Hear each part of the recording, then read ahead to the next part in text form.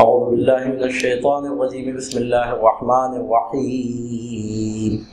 یا ایھا الذین آمنوا استعینوا بالصبر والصلاة ان اللہ مع الصابرین ولا تقولوا لمن يقتل في سبیل اللہ اموات بل احیاء ولکن لا تشعرون وَلَنَبْلُوَنَّكُمْ بِشَيْءٍ مِّنَ الْخَوْفِ وَالْجُوعِ وَنَقْصٍ مِّنَ الْأَمْوَالِ وَالْأَنفُسِ وَالثَّمَرَاتِ وَبَشِّرِ الصَّابِرِينَ الَّذِينَ إِذَا أَصَابَتْهُم مُّصِيبَةٌ قَالُوا إِنَّا لِلَّهِ وَإِنَّا إِلَيْهِ رَاجِعُونَ أُولَٰئِكَ عَلَيْهِمْ صَلَوَاتٌ مِّن رَّبِّهِمْ وَرَحْمَةٌ وَأُولَٰئِكَ هُمُ الْمُهْتَدُونَ إِنَّ الصَّفَا وَالْمَرْوَةَ مِن شَعَائِرِ اللَّهِ فَمَنْ حَجَّ الْبَيْتَ أَوِ اعْتَمَرَ فَلَا جُنَاحَ عَلَيْهِ أَن يَطَّوَّفَ بِهِمَا وَمَن تَطَوَّعَ خَيْرًا فَإِنَّ اللَّهَ شَاكِرٌ عَلِيمٌ إن الذين يكتمون ما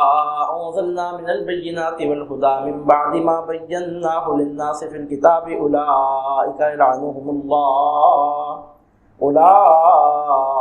يلعنهم الله ويلعنهم اللاعنون إلا الذين تابوا وأصلحوا وبينوا فأولئك أتوب عليهم وأنا التواب الرحيم إن الذين كفروا وماتوا وهم كفار أولئك عليهم لعنة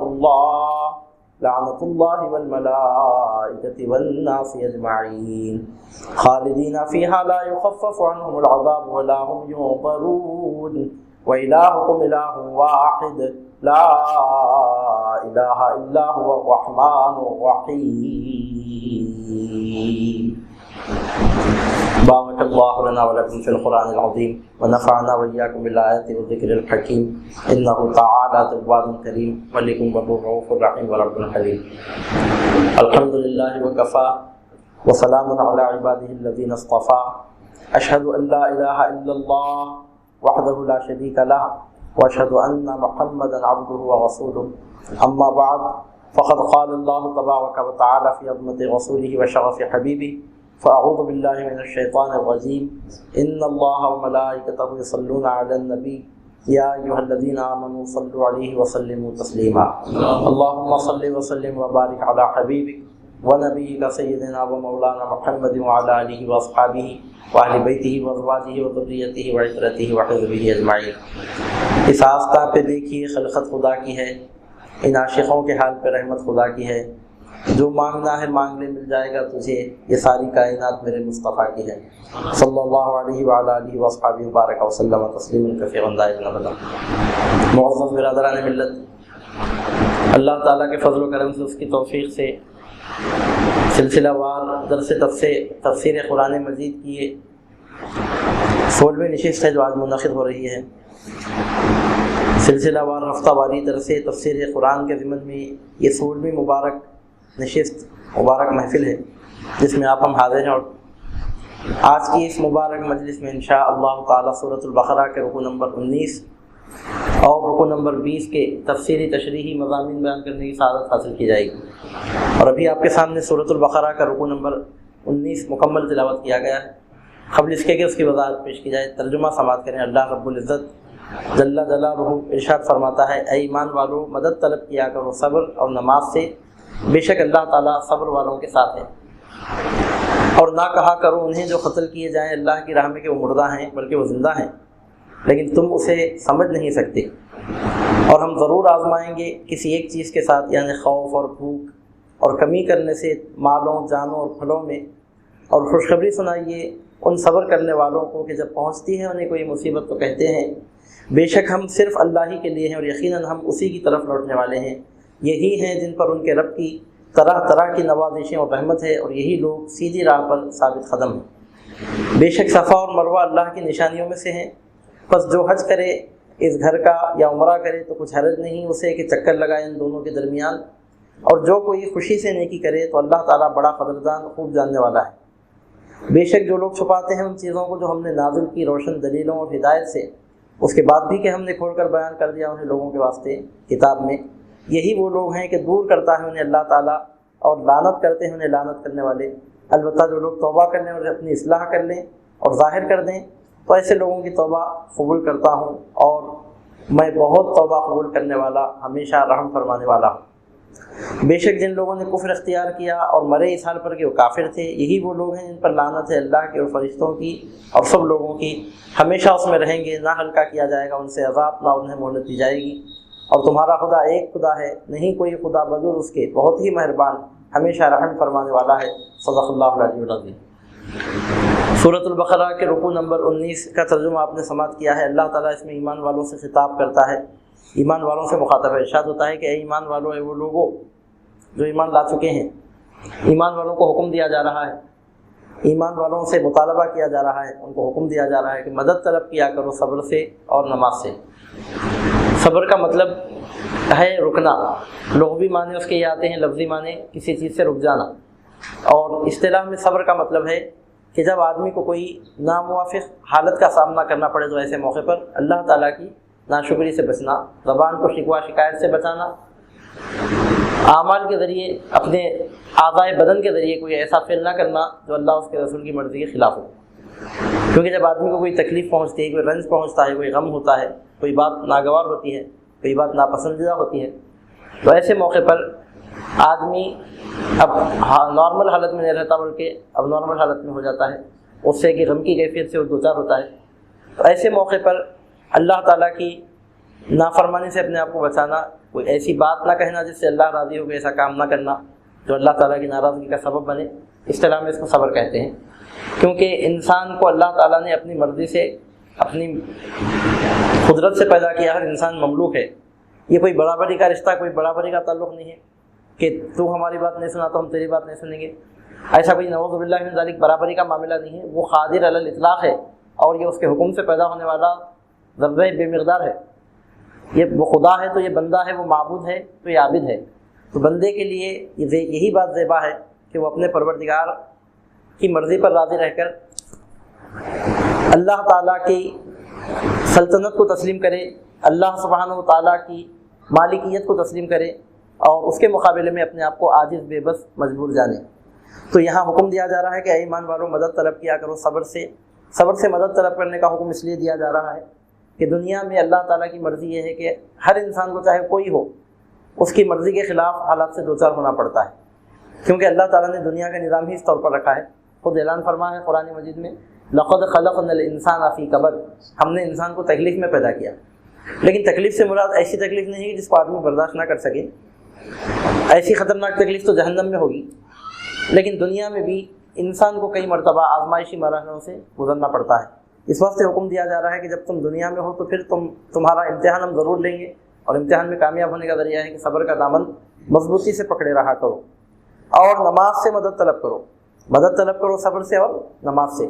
تو اس سے پتہ چلتا ہے کہ انسان کو جتنی ناپسندیدہ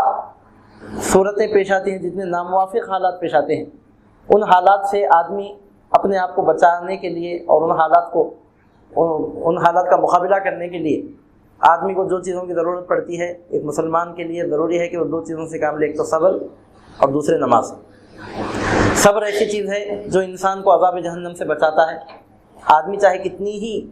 خستہ حالت میں کیوں نہ ہو، کتنی خراب حالت میں کیوں نہ ہو، اگر وہ صبر کر لیتا ہے تو عذاب جہنم سے بچ جاتا ہے، اور پھر دنیا میں بھی اللہ تعالیٰ کی نوازشات اس کی طرف مائل ہوتی ہیں۔ اور نماز کا حکم اس لیے دیا جا رہا ہے کہ نماز در حقیقت بندگی کے تعلق کو قائم کرنے والی سب سے اہم چیز ہے، اور خدا اور بندے کے درمیان سب سے مضبوط تعلق کا نام نماز ہے۔ تو جو آدمی نماز پڑھتا ہے تو اللہ تعالیٰ سے اس کا تعلق مضبوط ہوتا ہے، اور اس تعلق کی بنیاد پر اس میں ایسی ایمانی طاقت پیدا ہوتی ہے، ایسی روحانی قوت پیدا ہوتی ہے کہ وہ تمام حالات کا مقابلہ کر سکتا ہے۔ جیسا کہ شاعر کہتا ہے کہ تو سلامت ہے تو ہر بازی لگا سکتا ہوں، یعنی آدمی اپنے آپ کو کچھ نہ سمجھ کر اپنے مالک و مولا پر مکمل بھروسہ کر کے جب اللہ تعالیٰ کی طرف پورے طور پر متوجہ ہو جاتا ہے تو چاہے اب کچھ ہو جائے کوئی اس کو نقصان نہیں پہنچا سکا۔ اگر تعلق بندگی اگر نعوذ باللہ مضبوط نہیں ہے تو پھر ایسے انسان کا کوئی بھروسہ نہیں ہے، وہ کسی بھی وقت ہلاک ہو سکتا ہے۔ تو ارشاد ہوتا ہے کہ ایمان والوں، مدد طلب کیا کرو صبر اور نماز سے، بے شک اللہ صبر کرنے والوں کے ساتھ ہے۔ اللہ تعالیٰ تو ہر وقت ہر کسی کے ساتھ ہے، لیکن یہاں ارشاد ہوتا ہے کہ وہ صبر کرنے والوں کے ساتھ ہے۔ تو مفسرین اس کے بارے میں ارشاد فرماتے ہیں مطلب یہ ہے کہ اللہ تعالیٰ کی معیت تو سب کو حاصل ہے، لیکن صبر کرنے والوں کو اللہ تعالیٰ کی خصوصی معیت حاصل ہے۔ یعنی اللہ تعالیٰ ہر کسی کے ساتھ ہے، بے شک ہے، صبر کرنے والوں کے ساتھ اللہ تعالیٰ کی تائید کی معیت ہے، اللہ تعالیٰ سے نصرت کی معیت ہے۔ یعنی مطلب یہ کہ اللہ تعالیٰ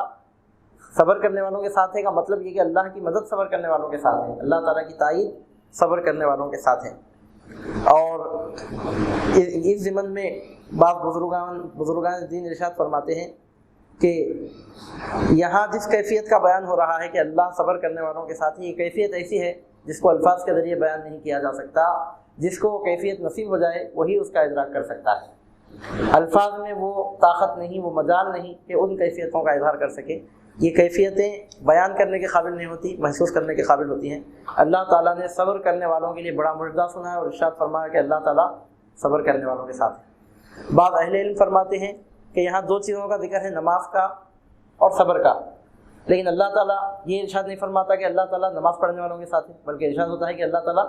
صبر کرنے والوں کے ساتھ ہے۔ جب دو چیزوں کا ذکر ہے، نماز کا اور صبر کا، تو دونوں کا ذکر ہونا چاہیے تھا۔ مدد طلب کرو صبر سے اور نماز سے، اللہ ساتھ ہے صبر کرنے والوں نماز پڑھنے والوں کے، لیکن ایسا نہیں ہے۔ مدد طلب کرو صبر سے اور نماز سے، دو چیزوں کا ذکر ہے، لیکن اللہ ساتھ ہے صبر کرنے والوں کے، نماز پڑھنے والوں کا ذکر نہیں، صبر کرنے والوں کا ذکر ہے۔ تو اس کے بارے میں بعض اہل علم فرماتے ہیں کہ نماز وقتی ہوتی ہے، عارضی ہوتی ہے، ٹائملی ہوتی ہے، ٹیمپرری ہوتی ہے، شروع ہوتی ہے پھر ختم ہو جاتی ہے۔ تکبیر تحریمہ پر شروع ہو کر سلام پھرنے پر نماز ختم ہو جاتی ہے، 5 منٹ، 10 منٹ، گھنٹہ، 2 گھنٹے، اس کے بعد تو نماز کو ختم ہونا ہی ہے۔ تو نماز کی جو کیفیت ہوتی ہے وہ دائمی نہیں ہوتی، وقتی ہوتی ہے، کیونکہ انسان کو اللہ تعالیٰ نے عوارض کے ساتھ پیدا کیا ہے۔ بھوک لگتی ہے، پیاس لگتی ہے، ضرورت کا تقاضا ہوتا ہے، نیند آتی ہے، دنیاوی ضرورتیں ہوتی ہیں، تو ناممکن ہے کہ کوئی آدمی پورے 24 کے 24 گھنٹے نماز ہی میں گزار دے۔ اس سوائے مجذوب بزرگوں کے کہ وہ صلاۃ دائی میں مصروف ہوتے ہوں گے، ان کے معاملات تو الگ، وہ تو آٹے میں نمک کے برابر ہوتے ہیں مخلوق میں، مگر عموماً 90% بلکہ 99% لوگوں کا جو حال ہوتا ہے وہ یہ ہے کہ جسمانی عوارض تو لاحق ہوتے ہیں۔ ناممکن ہے میجورٹی کے لیے کہ 24 گھنٹے نماز میں رہیں، کیونکہ آدمی کو سونا بھی تو ہے، کھانا بھی تو ہے، دوسری ضروریات بھی تو پوری کرنی ہے۔ تو اس واسطے آدمی مکمل طور پر نماز میں 24 گھنٹے نہیں رہ سکتا۔ نماز شروع ہوتی ہے تکبیر تحریمہ پر سلام پھرنے پر، ختم ہو جاتی ہے۔ اب اگر اللہ تعالیٰ فرماتا کہ اللہ نماز پڑھنے والوں کے ساتھ ہے، تو جب تک نماز جاری ہے معیت بھی ساتھ ہے، نماز ختم ہوگی تو معیت ختم ہوگی، ایسا شبہ ہو سکتا تھا۔ اس لیے ارشاد فرمایا صبر کرنے والوں کے ساتھ ہے۔ نماز ختم ہوتی ہے، اور صبر ایسا فعل ہے کہ انسان کی روح اس کے جسم کا ساتھ چھوڑ دیتی ہے، اس وقت تک صبر کی کیفیت برابر باقی رہتی ہے۔ نماز تو 2 یا 4 رکعت پر ختم ہو جاتی ہے، لیکن صبر کا سلسلہ جو شروع ہوتا ہے تو انسان کے آخری سانس تک یہ سلسلہ برابر جاری رہتا ہے۔ اس لیے ارشاد فرمایا گیا کہ اللہ تعالیٰ صبر کرنے والوں کے ساتھ ہے۔ اس کے بعد ارشاد ہوتا ہے، یہاں اس کا شان نزول ہے کہ جب میدان بدر میں چند مسلمان جب شہید ہو گئے تو لوگ کہنے لگے کہ فلاں مر گیا تھا جنگ میں، محمد عربی صلی اللہ علیہ وسلم مر گیا بیچارہ، اپنی زندگی کھو بیٹھا، اپنی زندگی کی لذتوں سے محروم ہو گیا، وہ مر گیا، اس کی موت ہو گئی۔ ایسا لوگوں نے شہیدوں کے بارے میں کہنا شروع کیا، جنگ بدر کے شہداء کے بارے میں، تو اللہ تعالیٰ کی غیرت نے گوارا نہیں کیا، حکم آیا کہ ایسا کہنا بھی منع ہے۔ ارشاد ہوتا ہے کہ جو قتل کیے جاتے ہیں اللہ کی راہ میں، انہیں نہ کہو کہ وہ مردہ ہیں بلکہ وہ زندہ ہیں۔ تم کہتے ہو کہ فلاں مر گئے، فلاں مر گئے، تم سمجھ رہے ہو کہ وہ مر گئے، وہ مرے نہیں ہیں بلکہ وہ زندہ ہے، اور اب تک کہتے رہے الگ بات ہے، خبردار آئندہ سے ایسا کہنا بھی مت۔ میرے محبوب صلی اللہ علیہ وسلم کے ساتھ جا کر جن لوگوں نے اپنی جان کا نذرانہ اپنے رب کے حضور پیش کیا، ان کے تعلق سے آئندہ سے یہ کہنا بھی منع ہے کہ وہ مر گئے، وہ مرے نہیں ہیں، خبردار ایسا کہنے کی بھی اجازت نہیں ہے۔ نہ کہا کرو انہیں جو قتل کیے جاتے ہیں اللہ کی راہ میں کہ وہ مردہ ہیں بلکہ وہ زندہ ہیں، لیکن تم اسے سمجھ نہیں سکتے۔ یعنی شہیدوں کی زندگی کا ادراک انسان اپنی عقل کی بنیاد پر نہیں کر سکتا، کیونکہ عقل محدود اور کارخانے قدرت کے معاملات غیر محدود ہیں۔ اس آیت سے پتہ چلتا ہے، قرآن مجید کی اس نص سے پتہ چلتا ہے کہ شہید زندہ ہوتے ہیں، اور شہیدوں کی زندگی روحانی ہوتی ہے کہ جسمانی۔ تو صحیح بات یہ ہے کہ شہیدوں کی زندگی روحانی نہیں جسمانی ہوتی ہے، کیونکہ روحانی زندگی تو سب کی ہوتی ہے، اس میں شہیدوں کی کیا تخصیص ہے؟ روحانی زندگی تو شہیدوں کی بھی ہوتی ہے، شہید نہیں ہونے والوں کی بھی ہوتی ہے، ایمان والوں کی بھی ہوتی ہے، کافروں کی بھی ہوتی ہے۔ اگر یہ کہا جائے کہ یہاں روحانی زندگی مراد ہے تو ابو جہل کو بھی حاصل ہے، فرعون کو، نمرود کو، شداد کو بھی حاصل ہے، یزید کو بھی حاصل ہے۔ یہاں روحانی زندگی کی بات نہیں ہے، یہاں جسمانی زندگی کی بات ہے جو یزید کو حاصل نہیں ہے حسین کو حاصل ہے. یہاں اس زندگی کی بات کی جا رہی ہے, یہاں روحانی زندگی کی بات نہیں ہے, جسمانی زندگی کی ہے. بعض لوگ کہتے ہیں کہ یہاں روحانی زندگی مراد ہے, تو روحانی زندگی شہیدوں کی مراد ہے, تو کیا شہید نہیں ہونے والوں کی روحانی زندگی مراد نہیں ہے؟ کیا شہید نہیں ہونے والوں کی روح زندہ نہیں ہے؟ دیکھیے عزیزان گرامی, زندگی دو قسم کی ہوتی ہے, ایک روح کی زندگی, ایک جسم کی زندگی. روح تو سب کی زندہ ہے, کافروں کی بھی زندہ ہے, ابو جہل کی بھی زندہ ہے. روح تو ابو لہب کی زندہ ہے, عتبہ کی زندہ ہے, شیبہ کی زندہ ہے. روح تو ہر کافر کی زندہ ہے, ہر مومن کی زندہ ہے. اگر روح زندہ ہے تو پھر خصوصیت کیا ہوئی, وہ تو سب کی زندہ ہے. یہاں پر روحانی زندگی کی بات نہیں ہو رہی بلکہ جسمانی زندگی کی بات ہو رہی ہے. اللہ تعالیٰ نہ صرف یہ کہ ان کی روحوں کو زندہ رکھتا ہے, روح تو سب کی زندہ ہوتی ہے, شہیدوں کا کمال یہ ہوتا ہے کہ شہیدوں کا جسم بھی زندہ ہوتا ہے. اور زندہ ہوتا ہے تو کیسا ہوتا ہے؟ اللہ تعالیٰ ان کے جسموں کو وہ قوت دیتا ہے, روح کے ذریعے نہیں, ان کے جسموں کو وہ قوت دیتا ہے کہ شہید اپنے بدن کے ساتھ, جیسا اس وقت میں آپ کے سامنے بیٹھا ہوں, آپ میرے سامنے بیٹھے ہیں, شہید اپنے ظاہری جسم کے ساتھ, اپنے بدن کے ساتھ زمین اور آسمان میں جہاں جانے کا ارادہ کرتا ہے وہاں جا سکتا ہے, جا کر آ سکتا ہے. اور شہید اپنے دوستوں کی مدد کرتے ہیں, اپنے دشمنوں کو ہلاک کرتے ہیں, اور ان کو باقاعدہ رزق بھی دیا جاتا ہے, جیسا کہ سورہ آل عمران میں ہے, وَلَا تَحْسَبَنَّ الَّذِينَ قُتِلُوا فِي سَبِيلِ اللَّهِ أَمْوَاتًا بَلْ أَحْيَاءٌ عِندَ رَبِّهِمْ يُرْزَقُونَ. جو اللہ کی راہ میں مارے جائیں انہیں مردہ گمان بھی نہ کرنا, بلکہ وہ زندہ ہیں, اپنے پروردگار کے ہاں رزق پاتے ہیں, یعنی کھاتے پیتے بھی ہیں. جب جسم ہے تو جسم کے سب تقاضے ہوتے ہیں, جب جسم ہے تو جسم کا تقاضا یہ ہے کہ غذا استعمال کی جائے, ٹھنڈے مشروبات استعمال کیے جائیں. یہ سب کیفیتیں ان شہیدوں کو حاصل ہوتی ہیں. اب یہاں سمجھنے کے قابل بات ہے, شہیدوں کی زندگی کا قرآن سے ثبوت مل رہا ہے, اور شہیدوں سے بڑا مرتبہ صدیقین کا ہے, اور صدیقین سے بڑا مرتبہ نبیین کا ہے. جب شہیدوں کی زندگی کا قرآن مجید ثبوت پیش کر رہا ہے تو اس سے آپ اندازہ لگائیے کہ ان سے اعلیٰ درجے کی زندگی صدیقین کو حاصل ہے, اور صدیقین سے اعلیٰ درجے کی زندگی نبیین کو حاصل ہے. بعض کمزور ذہنوں میں شبہ پیدا ہوتا ہے کہ شہیدوں کی زندگی کا ذکر قرآن میں ہے, صحیح بات ہے, صدیقین کی زندگی کا ذکر قرآن میں کہاں ہے, نبیین کی زندگی کا ذکر قرآن میں کہاں ہے؟ شہیدوں کے لیے ہے تو شہیدوں کے لیے رکھیے اس کو آپ, لیکن یہ غلط بات ہے, کیونکہ شہیدوں سے بڑا مرتبہ صدیقین کا ہے. کیونکہ قرآن مجید میں اللہ تعالیٰ نے جو ترتیب بیان کی ہے اس ترتیب میں نبیین کا ذکر پہلے ہے, پھر صدیقین کا ذکر ہے, اور صدیقین کے بعد شہداء کا, اور شہداء کے بعد صالحین کا ذکر ہے. یہ قرآن مجید کی ترتیب ہے, اس کا انکار نہیں کیا جا سکتا. اور شہید کو جو زندگی مل رہی ہے روحانی کمال کی وجہ سے مل رہی ہے. جب شہید کا روحانی کمال اس قدر ہے, صدیق کا روحانی کمال تو یقیناً اس سے بڑا ہے, کیونکہ اس کا مرتبہ بڑا ہے تو اس کا روحانی کمال بھی بڑھ کر ہے. اور جہاں تک پیغمبروں کی بات ہے اس کے بارے میں تو صحیح مسلم شریف میں حدیث ہے, صحیح مسلم شریف میں حدیث ہے, حضور نبی کریم صلی اللہ علیہ وسلم فرماتے ہیں کہ اللہ کے نبی زندہ ہوتے ہیں, سرکار صلی اللہ علیہ وسلم فرماتے ہیں کہ اللہ نے زمین پر حرام قرار دیا ہے کہ وہ پیغمبروں کے جسموں کو کھائے, او کما قال صلی اللہ علیہ وسلم. حضور نبی کریم صلی اللہ علیہ وسلم نے پیغمبروں کی زندگی کے تعلق سے بصراحت ارشاد فرمایا ہے. چنانچہ اس کا نتیجہ یہ دیکھنے میں آتا ہے کہ ان کے جسم بھی سلامت رہتے ہیں, کیونکہ یہاں جسمانی زندگی کی بات ہو رہی ہے تو جسم بھی سلامت رہتے ہیں. ایسے واقعات تو صفوں کی تعداد میں ہیں, لیکن یہاں پر ایک حوالے کی ریفرنس کی بات ہم آپ کے سامنے پیش کر رہے ہیں تفسیر ضیاء القرآن کی روشنی میں. علامہ پیر کرم شاہ اظہری رحمۃ اللہ علیہ نے تفسیر ضیاء القرآن میں ایک ریفرنس دیا ہے. یہاں پر ایک حدیث کی بہت مشہور معروف کتاب کا حوالہ انہوں نے پیش کیا ہے. امام مالک رحمۃ اللہ علیہ بڑے محدث گزرے ہیں, ان کی کتاب ہے حدیث کی موطا امام مالک, عجم میں بھی پڑھی جاتی ہے اور عرب میں بھی, اور سب سے پہلے یہ کتاب لکھی گئی حدیث کے فن میں باقاعدہ طور پر فقہی ابواب کی بنیاد پر. تو بہرحال اس موطا میں امام مالک رحمۃ اللہ علیہ نے ایک واقعہ ذکر کیا ہے. امام مالک نے جب موطا میں اس واقعے کو نقل فرمایا ہے تو اس کی آتھینٹسٹی میں بھی, اس کی استناد میں بھی, اس کے مستند ہونے میں بھی شک شبہ نہیں ہونا چاہیے. تو امام مالک رحمۃ اللہ علیہ نقل فرماتے ہیں موطا میں کہ جنگ احد کے 46 سال کے بعد, جنگ احد کب ہوئی؟ سن 3 ہجری میں جنگ احد ہوئی, سن 3 ہجری میں. اس کے 46 سال کے بعد, 46 ایئرس کے بعد, یعنی سن 49 ہجری کی یہ بات ہے,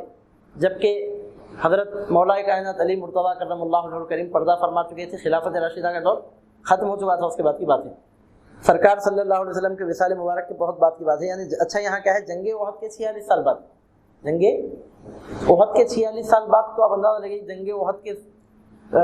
46 سال بعد کا مطلب یہ نکلتا ہے کہ خلافت راشدہ کے قریب اختتام کے بعد یا اختتامی مرحلے میں حضرت عمرو بن جموح اور حضرت عبداللہ بن زبیر کی خبر سیلاب کی وجہ سے کھل گئی, تو لوگوں نے دیکھا کہ ان کے اجساد طاہرہ یوں ہی تر و تازہ اور شگفتہ اور شاداب پائے گئے، ایسا معلوم ہوتا تھا کہ گویا انہیں کل ہی دفن کیا گیا ہو۔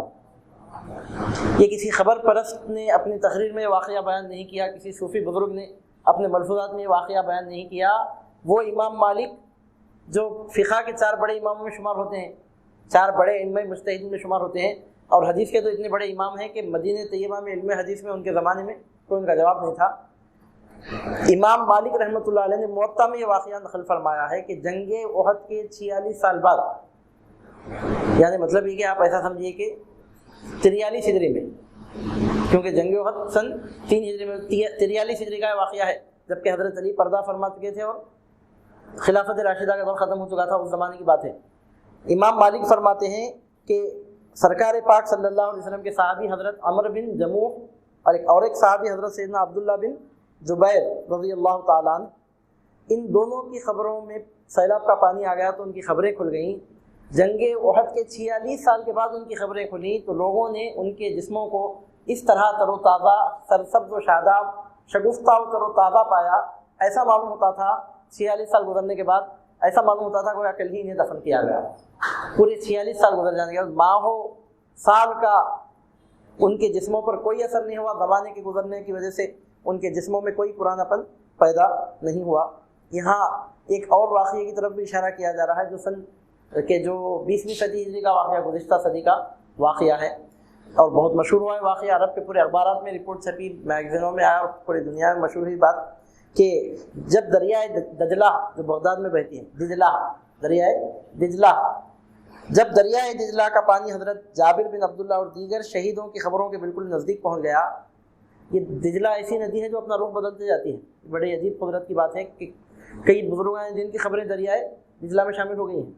سرکار غوث پاک کے صاحبزادے سیدنا تاج الدین عبدالرزاق قادری کی خبر مبارک دجلہ میں شامل ہے اس وقت،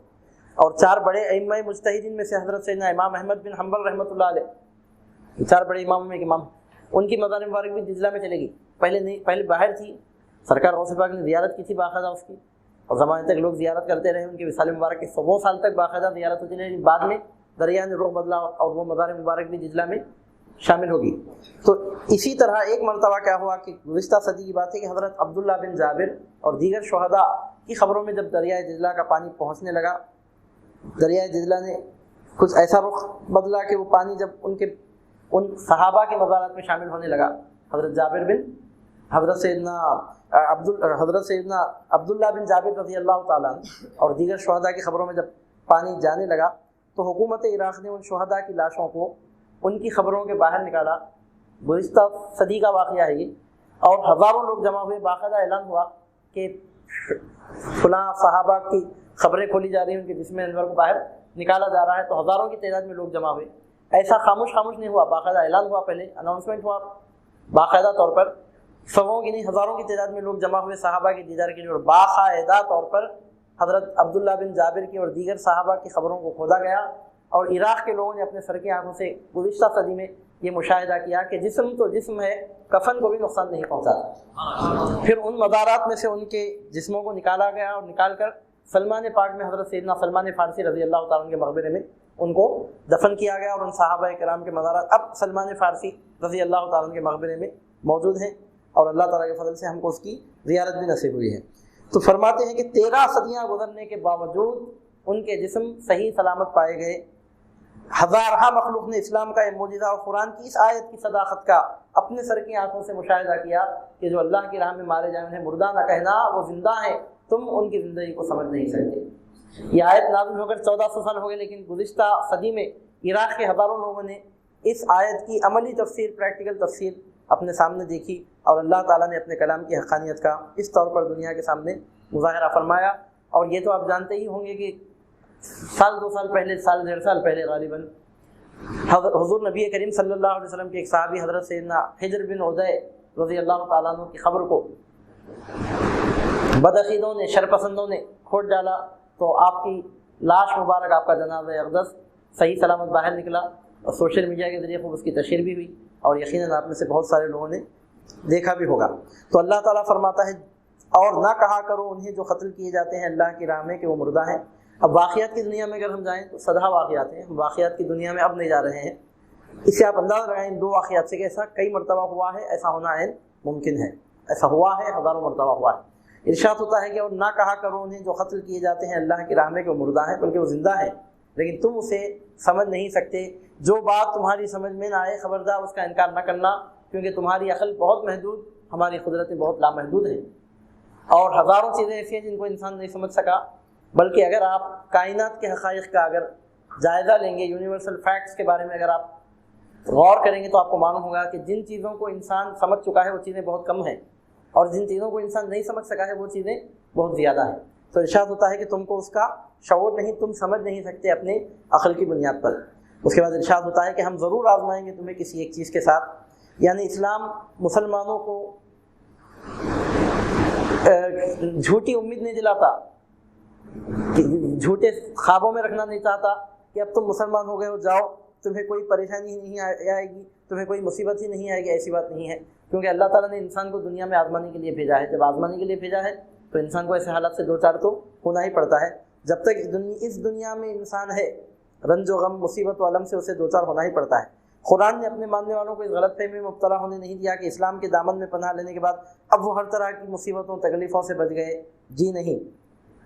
جب امتحان دینے کے لیے آئے ہیں تو امتحان دینا ہی ہے۔ البتہ قرآن مسلمانوں کو، ایمان والوں کو ان کے ہاتھوں میں ایک ڈھال دیتا ہے جس سے وہ مصائب اور حادثات کا مقابلہ کر کے اپنے آپ کو بچا سکتے ہیں، اپنا بچاؤ کر سکتے ہیں، اور اس ڈھال کا نام ہے صبر۔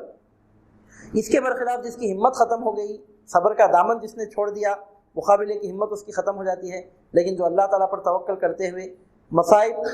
کے مقابلے میں اللہ تعالیٰ پر بھروسہ رکھتا ہے، اور جو اچھی طریقے سے سمجھ لیتا ہے کہ جو کچھ ہے میرا اپنا نہیں ہے بلکہ اللہ تعالیٰ کا دیا ہے، وہ کسی کے مرنے یا کھیتی باڑی اور کاروبار میں نقصان ہونے سے کتنا ہی دلگیر کیوں نہ ہو جائے، اس کو معلوم ہوتا ہے کہ جو کچھ ہو رہا ہے اللہ تعالیٰ کی مرضی سے ہو رہا ہے، تو پھر وہ اپنے ایمان میں ثابت قدم رہتا ہے۔ اللہ تعالیٰ فرماتا ہے کہ ایمان والوں تمہاری آزمائش ضرور ہوگی، تم صبر سے کام لینا، بے صبری سے اپنے آپ کو بچانا، کیونکہ جتنی چیزیں ہم تم سے چھینیں گے آزمائش کے طور پر وہ چیزیں تمہاری اپنی نہیں ہیں، ہم نے دیا ہے، اور تمہاری آزمائش کے لیے اگر ہم اپنی مرضی سے واپس چھین لیں تو تم صبر کا دامن نہ چھوڑنا۔ ارشاد ہوتا ہے ہم ضرور آزمائیں گے تمہیں کسی ایک چیز کے ساتھ، خوف سے، بعض وقت آدمی خوف کی سراسیمگی پریشانی کی حالت میں ہوتا ہے، یہ اللہ تعالیٰ کی آزمائش ہے، اور بھوک سے آزمائیں گے، اور تمہارے مالوں میں کمی کر کے آزمائیں گے غریبی کی وجہ سے، جانوں کے ذریعے آزمائیں گے، کسی کے بچے کی موت ہوگی، کسی کی بیوی کی موت ہوگی، کسی کے قریبی رشتہ دار کی موت ہوگی، ایسا بھی ہوتا ہے۔ پھلوں سے آزمائیں گے، اللہ تعالیٰ فرماتا ہے بھوک سے آزمائیں گے، خوف سے آزمائیں گے، مالوں میں کمی سے آزمائیں گے، جانوں اور پھلوں میں کمی سے آزمائیں گے۔ اس کے بعد ارشاد ہوتا ہے خوشخبری سنائیے ان صبر کرنے والوں کو کہ جب پہنچتی ہے انہیں کوئی مصیبت تو کہتے ہیں کہ ہم صرف اللہ ہی کے لیے ہیں اور اسی کی طرف ہم لوٹنے والے ہیں۔ یہ ایمان والوں کی شان ہے کہ جب ان کو مصیبت پہنچتی ہے تو وہ اللہ تعالیٰ کی ناشکری نہیں کرتے، بلکہ ان کی زبان پر یہ آتا ہے کہ ہم بھی اللہ کے ہیں، جو چیز ہم سے چھینی گئی ہے وہ چیز بھی اللہ کی، ہم خود بھی اللہ کے لیے ہیں، اور یہ چیز اگر اللہ کی طرف گئی تو کیا ہوا، ہم بھی اللہ کی طرف ایک دن پلٹ کر جانے والے ہیں، یعنی راضی برضا رہتے ہیں، صبر سے کام لیتے ہیں۔ تو اللہ تعالیٰ فرماتا ہے یہی ہیں وہ جن پر ان کے رب کی طرح طرح کی نوازشیں اور رحمت ہے، یعنی اللہ تعالیٰ ایسے بلند حوصلہ، بلند ہمت لوگوں پر اپنے رحمتوں کے دروازے کھول دیتا ہے۔ یہی لوگ سیدھی راہ پر ثابت قدم ہیں، ایسے لوگوں کو توفیق دی جاتی ہے کہ وہ ہدایت کی راہ پر گامزن رہیں۔ تو عزیزان محترم، یہاں اللہ تعالیٰ نے انسانوں کو، مسلمانوں کو، ایمان والوں کو خبردار کیا ہے کہ تم جس دنیا میں رہتے بستے ہو یہ کوئی امن کی جگہ نہیں ہے، یہاں تم کو ناپسندیدہ حالات پیش آئیں گے۔ طریقہ یہ ہے کہ تم اپنے تعلق بندگی کو مضبوط رکھنا، اور اس بندگی کو مضبوط کرنے کے لیے سب سے بہتر طریقہ ہے کہ نماز کے دامن کو مضبوطی سے پکڑے رہنا، کیونکہ تعلق بندگی کو مضبوط کرنے والی چیز ہے۔ اور دوسرے یہ کہ صبر کو مضبوطی سے تھامے رہنا، کیسے سے کیسا مشکل مرحلہ کیوں نہ آ جائے، اگر تم اپنے تعلق بندگی کو مضبوط رکھو گے اور صبر کرو گے تو وقتی طور پر آنے والی وہ مصیبت ٹل جائے گی، اس کے بعد بے شمار انعامات کی تم پر، نوازشات کی تم پر بارشیں ہوں گی، اور پروردگار عالم تم کو اپنی عطاؤں سے نواز کر نہال کر دے گا۔ اس کے بعد ارشاد ہوتا ہے کہ بے شک صفا اور مروہ اللہ کی نشانیوں میں سے ہیں، پر جو حج کرے اس گھر کا یا عمرہ کرے تو کچھ حرج نہیں اسے کہ چکر لگائے ان دونوں کے درمیان، اور جو کوئی خوشی سے نیکی کرے تو اللہ تعالیٰ بڑا قدردان، خوب جاننے والا ہے۔ دور جاہلیت میں صفا پہاڑ پر اور مروہ پہاڑ پر، دونوں پہاڑوں پر دو بت نصب کر دیے گئے تھے، دو بت رکھے گئے تھے، دو بت فکس کیے گئے تھے، قائم کیے گئے تھے۔ صفا پہاڑ پر ایک بت تھا جس کا نام تھا اساف، اور مروہ پہاڑ پر ایک بت تھا اس کا نام تھا نائلہ۔ دونوں پہاڑوں پر دو بت رکھے گئے تھے۔ جب اسلام آیا، دور جاہلیت ختم ہوا، جب لوگ مسلمان ہونے لگے تو اب مسلمان ہونے والے لوگوں کے دلوں میں خیال پیدا ہوا کہ ہم عمرے کے موقع پر، حج کے موقع پر صفا مروہ کے درمیان دوڑ لگائیں کہ نہ لگائیں، کیونکہ یہ تو بتوں کے رکھے جانے کا مقام ہے، اور صفا اور مروہ کے درمیان عمرے میں اور حج میں جو دوڑ لگاتے ہیں 7 مرتبہ، جو صفا سے مروہ اور مروہ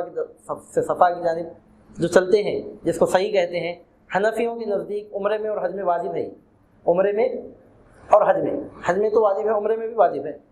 ہر وقت جب بھی عمرہ کیا جائے صفا اور مروہ کے درمیان صحیح کرنا امام اعظم ابو حنیفہ رحمۃ اللہ علیہ کے ہاں واجب ہے، ہمارے پاس واجب ہے۔ جب نیا دور تھا قرآن مجید کے نزول کا، جب لوگوں نے دیکھا کہ بت رکھے ہوئے ہیں تو ایمان والوں کے دلوں میں کراہیت پیدا ہوئی کہ یہاں بت رکھے ہیں تو ایسے مقام پر ہم کیوں جائیں، تو اللہ تعالیٰ ان کی نفرت کے جذبات کو ختم کرتے ہوئے ارشاد فرماتا ہے، تم یہ کیوں دیکھ رہے ہو کہ یہاں بت رکھے گئے ہیں، تم یہ دیکھو کہ تم جس کی سنت پر عمل کر رہے ہو وہ محمد عربی صلی اللہ علیہ وسلم کی دادی اسماعیل کی والدہ بی بی حاجرہ تھی، جنہوں نے دوڑ لگائی تھی، ان کی سنت پر تم عمل کر رہے ہو، ان بتوں کے رکھے جانے کی وجہ سے تم نفرت کیوں کر رہے ہو۔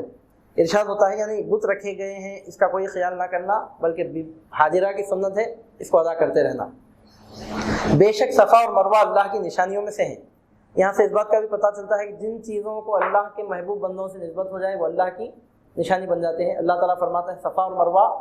اللہ کی نشانیاں ہیں۔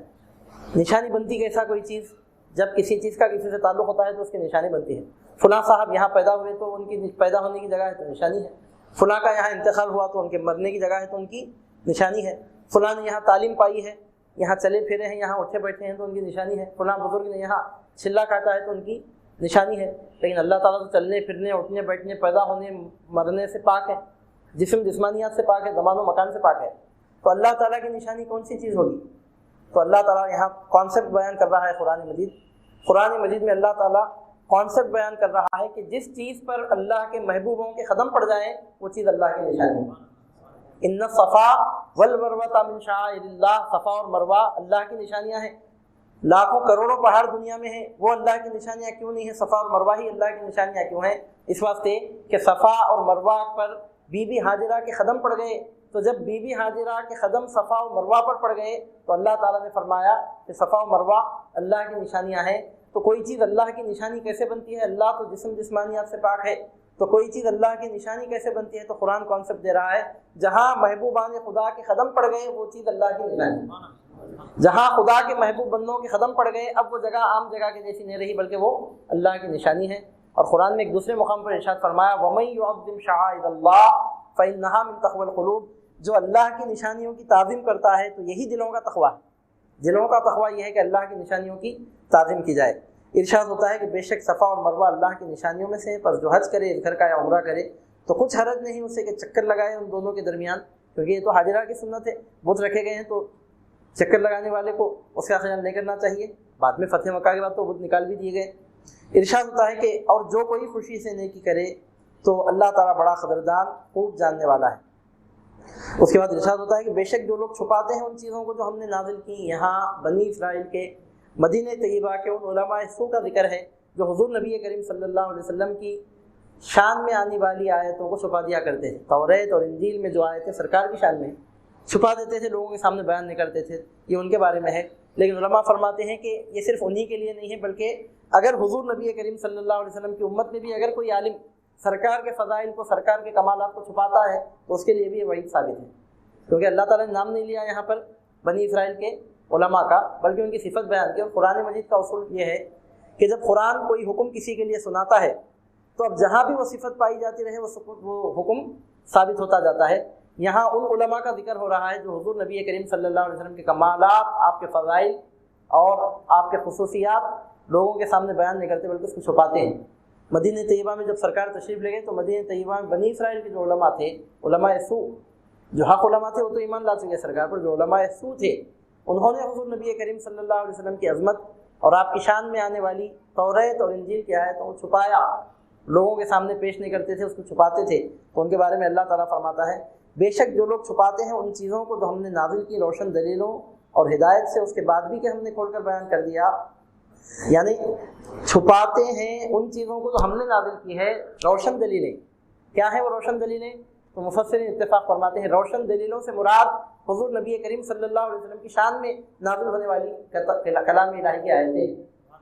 روشن نشانیوں کا مطلب حضور نبی کریم صلی اللہ علیہ وسلم کی شان میں نازل ہونے والی کلام الہی کی آیتیں ہیں۔ اس کو اللہ تعالیٰ نے بینات کہا۔ بینہ اس نشانی کو کہتے ہیں جس کو کوئی چھپا نہیں سکتا، پردہ ڈالنے والا اس پر پردہ نہیں ڈال سکتا، اس کو چھپانے والا چھپا نہیں سکتا، اس کو بینات کہتے ہیں۔ تو اللہ تعالیٰ فرماتا ہے کہ بے شک جو لوگ چھپاتے ہیں ان چیزوں، ان بینات کو، ان روشن دلیلوں کو جو ہم نے نازل کی ہیں اور ہدایت سے، اس کے بعد کہ ہم نے کھول کر بیان کر دیا لوگوں کے واسطے، کھول کر ہم نے لوگوں کے سامنے بیان کر دیا، یہ چھپاتے ہیں۔ کھول کر ہم نے بیان کر دیا لوگوں کے لیے اپنی کتاب میں اور یہ چھپاتے ہیں، تو یہی وہ لوگ ہیں کہ اللہ انہیں دور کرتا ہے اپنی رحمت سے اور ان پر لعنت کرنے والے لعنت کرتے ہیں۔ تو یہاں سے پتہ چلتا ہے کہ جو لوگ سرکار کے فضائل اور کمالات کو چھپاتے ہیں ان پر اللہ کی اور تمام لعنت کرنے والوں کی لعنت ہے۔ وہ لعنتی ہوتے ہیں، وہ مردود ہوتے ہیں۔ لعنتی کا مطلب مردود ہوتے ہیں، مردود کا مطلب رحمت خدا سے دور ہوتے ہیں۔ آدمی اگر گناہ گار ہو گیا تو رحمت سے بخشا جا سکتا ہے، لیکن رحمت ہی سے دور ہو گیا تو پھر اس کو عذاب سے کوئی بچا نہیں سکتا۔ یہاں اللہ سبحانہ و تعالیٰ کھلے الفاظ میں بیان کر رہا ہے کہ جو میرے مصطفیٰ کی عظمت والی آیتوں کو چھپاتے ہیں ان کو میں اپنی بارگاہ سے مردود کر دیتا ہوں اور ان کو میری رحمت کا کوئی حصہ نصیب نہیں ہوتا۔ ان پر اللہ کی اور تمام لعنت کرنے والوں کی ان پر لعنت ہوتی ہے۔ اگرچہ کہ بنی اسرائیل کے علماء کے لیے یہ آیتیں ہیں، لیکن یہ آیت ہے، لیکن ڈائریکٹلی تو بنی اسرائیل کے ان علماء پر یہ آیت اپلائی ہوگی، لیکن قیامت تک ہر اس عالم پر یہ آیت اپلائی ہوتی رہے گی جو حضور نبی کریم صلی اللہ علیہ وسلم کے فضائل کو، آپ کے کمالات کو چھپاتا ہے، شفاعت کی حدیث بیان نہیں کرنا چاہتے، معجزات کا ذکر نہیں کرنا چاہتے، سرکار کے اہل بیت کی شان بیان نہیں کرنا چاہتے، سرکار کی امت کے اولیاء کے فضائل و کمالات کا ذکر کرنا نہیں چاہتے، بلکہ اس کو چھپاتے ہیں، لوگوں کے سامنے ان چیزوں کو آنے نہیں دیتے۔ ڈائریکٹلی یا انڈائریکٹلی حضور نبی کریم صلی اللہ علیہ وسلم کی عظمتوں پر پردے ڈالنے کی ناپاک شیطانی کوششیں کرنے والوں کو اللہ تعالیٰ خبردار کر رہا ہے کہ تم قیامت کی صبح تک اپنی کوشش میں کامیاب نہیں ہو سکتے، میرے مصطفیٰ کی عظمتیں اور رفعتیں چھپ نہیں سکتی، تم چھپانے کی کوشش کر کے تم اپنے آپ کو جہنم کا نوالا بنا کر اللہ کی لعنت کا مستحق بنا لو۔ ارشاد ہوتا ہے بے شک جو لوگ چھپاتے ہیں ان چیزوں کو جو ہم نے نازل کی ہیں، روشن دلیلیں اور ہدایت، سرکار کی شان میں نازل ہونے والی آیتیں، اس کے بعد بھی کہ ہم نے کھول کر بیان کر دیا اپنی کتاب میں۔ اے بیوقوف انسان ہو، تم انسان ہو کر ان حقائق کو کہاں سے چھپاؤ گے جن حقائق کو خدا نے اپنے کلام میں نازل فرما دیا۔ ہم خدا ہو کر ان آیتوں کو کھول کر اپنی کتابوں میں ہم بیان کر چکے، اب تم اپنے منصوبے بنا کر، اپنی پلاننگ بنا کر ان کو کہاں سے چھپاؤ گے؟ انا اعطیناک الکوثر ہم نے نازل کر دیا، قد جاءکم من اللہ نور و کتاب مبین ہم نے نازل کر دی، وللآخرۃ خیر لک من الاولی ہم نے نازل کر دیا، ولسوف یعطیک ربک فترضی ہم نے نازل کر دیا، انا شانیک هو الابتر ہم نے نازل کر دیا۔ ایسی سینکڑوں آیتیں ہم نے اپنے کلام میں کھول کر بیان کر دی، اب تم ان پر پردہ کہاں سے ڈال سکتے ہو؟ تم چاہے لاکھوں ٹی وی چینل چلا لو، لاکھوں میگزین نکالو، لاکھوں اسلامک سینٹر قائم کرو، چاہے 100 طرح کی تدبیریں تم اختیار کرو، لیکن خدا نے جن احکام کو، جن حقائق کو اپنی کتاب میں کھول کر بیان کیا ہے ان پر تم کہاں سے پردہ ڈال سکو؟ انڈائریکٹ سرکار کی امت کے علماء پر بھی آیت اپلائی ہوتی ہے، ڈائریکٹ تو بنی اسرائیل کے علماء اس پر یہ آیت چسپاں ہوتی ہے جنہوں نے حضور نبی کریم صلی اللہ علیہ وسلم کے فضائل کو، آپ کے کمالات کو چھپانے کی ناپاک کوشش کی۔ اللہ تعالیٰ فرماتا ہے البتہ جو لوگ توبہ کر لیں اور اپنی اصلاح کر دیں اور ظاہر کر دیں، خالی توبہ کر لیں، اصلاح کر لیں نہیں، جو اب تک چھپاتے تھے اب خوب لوگوں کے سامنے کھول کھول کر بیان کرنے لگ جائیں، تو ایسے لوگوں کی توبہ میں قبول کرتا ہوں۔ اگر تم اب تک میرے محبوب کے کمالات اور ان کی خوبیاں اگر بیان نہیں کرتے تھے، اب تم اگر توبہ کرنا چاہتے ہیں تمہارے لیے بھی رستہ ہے، تمہارے لیے بھی طریقہ ہے۔ طریقہ کیا ہے؟ ایک یہ کہ توبہ کرو، اس کے بعد اپنی اصلاح کرو، اور خالی توبہ کر لیے، اصلاح کر لیے، مسجد کے کونے میں بیٹھ کر ایسا نہیں، جیسا اب تک چھپاتے تھے اب اس سے بڑھ کر کھول کھول کر لوگوں کے سامنے میرے محبوب کی عظمتوں کا چرچا کرنے لگ جاؤ۔ اگر تم خوب کھول کر میرے محبوب کی عظمتیں بیان کرو گے، وہ بینو جو اب تک بینو جو چھپاتے تھے اب کھلے عام لوگوں کے سامنے بیان کرنے لگو گے، تو ایسے لوگوں کی توبہ میں قبول کرتا ہوں۔ یہاں پر علماء کے لیے طریقہ بتایا جا رہا ہے کہ اگر کوئی بدعقیدہ عالم خوش عقیدہ بننا چاہتا ہے، اگر کوئی بدعقیدہ عالم اہل سنت و جماعت میں داخل ہونا چاہتا ہے تو اس کے لیے شرط یہ بیان کی جا رہی ہے کہ عام لوگوں کی طرح تو صرف توبہ کر لیا تو تیرا کام نہیں چلے گا، تیرے علم کی زکوٰۃ یہ ہے کہ جو اب تک چھپاتا تھا اب اس کو کھول کھول کر بیان کرتے جا، جو اب تک ناپاک کوششیں کرتا تھا اب اس کا کفارہ دیتا جا۔ اگر ایسا کرے گا تو ایسے ہی لوگوں کی توبہ میں قبول کرتا ہوں، اور میں بہت توبہ قبول کرنے والا، ہمیشہ رحم فرمانے والا ہوں۔ میری توبہ، میری رحمت سے تم میرے مصطفیٰ سے دور بھاگ کر اگر اپنے آپ کو میری رحمت سے دور کر رہے ہو تو الگ بات ہے، ذرا تم توبہ تو کرو، ذرا اپنی اصلاح تو کرو، ذرا میرے مصطفیٰ کی عظمتیں بیان تو کرنے لگو، پھر دیکھو کہ میں کیسا توبہ قبول کرنے والا، میں کیسا رحم فرمانے والا ہوں۔ کھول کر حقائق کو لوگوں کے سامنے بیان کرنے لگو۔ اے میرے مصطفیٰ کی عظمتوں پر پردے جاننے والوں، تم لعنت میں ہو، تم کو معلوم نہیں ہے کہ وہ کیا لذتیں ہیں، تم ذرا میرے محبوب کی عظمتیں تو بیان کرو، تم کو پتہ چلے گا کہ میں کیسا نوازتا ہوں اپنے محبوب کی عظمتیں بیان کرنے والوں کے لیے۔ تم کو معلوم ہونا چاہیے کہ میرے مصطفیٰ سے دور بھاگنے والوں کے لیے میری رحمت میں کوئی حصہ نہیں ہے، لیکن جو میرے مصطفیٰ کے قریب آتے ہیں ان کی عظمتیں بیان کرنے لگتے ہیں، وہ خوب اچھی طریقے سے جانتے ہیں کہ میں بہت توبہ قبول کرنے والا، میں ہمیشہ رحم فرمانے والا ہوں۔ اپنے محبوب کی عظمتیں بیان کرنے والوں پر میں ہمیشہ رحم فرمانے والا اور بہت ان کی توبہ قبول کرنے والا ہوں۔ اس کے بعد ارشاد ہوتا ہے کہ بے شک جن لوگوں نے کفر کیا، کافروں کے برے حال کا ذکر ہے، کافروں کے برے حال کا ذکر ہے۔ مدینے کے یہود و نصارہ کے علماء کو خبردار کیا جا رہا ہے کہ وقت باقی ہے، ایمان لے آؤ، اگر تم کفر پر مر گئے، اگر حالت کفر میں مر گئے، کافروں کا بہت برا انجام ہوگا۔ اگر تم نے میرے محبوب کی عظمتوں کا انکار کرنے کا یہی سلسلہ باقی رکھا اور کفر میں اگر مر گئے تو پھر کیسا برا انجام ہوگا، سنو۔ ارشاد ہوتا ہے جن لوگوں نے کفر اختیار کی اور مرے اس حال پر کہ وہ کافر تھے، یہی وہ لوگ ہیں جن پر اللہ کی لعنت، فرشتوں کی لعنت، سب لوگوں کی لعنت ہے۔ کافروں پر اللہ کی لعنت، فرشتوں کی لعنت، سب لوگوں کی لعنت ہے۔ ارشاد ہوتا ہے ہمیشہ رہیں گے اس میں، نہ ہلکا کیا جائے گا ان سے عذاب، نہ مہلت دی جائے گی۔ کافروں پر عذاب ہلکا نہیں ہوگا اور آخرت میں کوئی مہلت نہیں دی جائے گی۔ مہلت تو دنیا میں ہے، اب بھی وقت باقی ہے، ایمان لے آؤ۔ اس کے بعد ارشاد ہوتا ہے تمہارا خدا ایک خدا ہے، وَإِلَٰهُكُمْ إِلَٰهٌ وَاحِدٌ، تمہارا خدا ایک خدا ہے، لا الہ الا ہو، اس کے سوا کوئی معبود نہیں ہے۔ الرحمن الرحیم، بہت مہربان، ہمیشہ رحم فرمانے والا ہے۔ مفسرین فرماتے ہیں کہ یہ آیت قرآن کے معجزات میں سے ایک معجزہ ہے۔ اتنی مختصر سی آیت میں توحید کے ایسے مضامین اور اس قدر خوبصورت انداز میں مضامین بیان ہوئے ہیں کہ اس کا جواب نہیں۔ ایک چھوٹی آیت کے 3 ٹکڑے ہیں، وَإِلَٰهُكُمْ إِلَٰهٌ وَاحِدٌ، اس میں توحید کا اثبات ہے، لا الہ الا ہو، معبودان باطلہ کی نفی ہے، هو الرحمن الرحیم، وہی عبادت کے قابل کیوں ہے، اس کی دلیل بھی دے دی گئی، اس لیے کہ بہت مہربان، ہمیشہ رحم فرمانے والا ہے۔ اس واسطے وہ اس قابل ہے کہ جب 24 گھنٹے تمہارے اس کے رحمتوں میں گزر رہے ہیں تو وہی اس بات کا مستحق ہے کہ اس کی عبادت کی جائے۔ یہاں اللہ سبحانہ و تعالیٰ نے حضور نبی کریم صلی اللہ علیہ وسلم کی عظمت اور شان میں نازل ہونے والی آیتوں کو چھپانے والے علماء کو خبردار کیا ہے کہ اپنے برے انداز سے وہ باز آ جائیں۔ اگر وہ باز آئیں تو رحمت متوجہ ہوگی، اور اگر باز نہیں آئے تو پھر ان کو معلوم ہونا چاہیے کہ مصطفیٰ کے منکروں کے لیے رحمت خدا میں کوئی حصہ نہیں ہے۔ اس کے بعد پھر توحید کا ذکر ہو رہا ہے کہ وہ ایک خدا ہے، اس کے سوا کوئی معبود نہیں، وہ رحمان ہے اور رحیم ہے۔ اب سورۃ البقرہ کا رکوع نمبر 19 کے مضامین بیان ہوئے، اللہ کا نام لے کر رکوع نمبر 20 کے مضامین بیان کیے جائیں گے مختصراً چند منٹ میں انشاءاللہ تعالی درس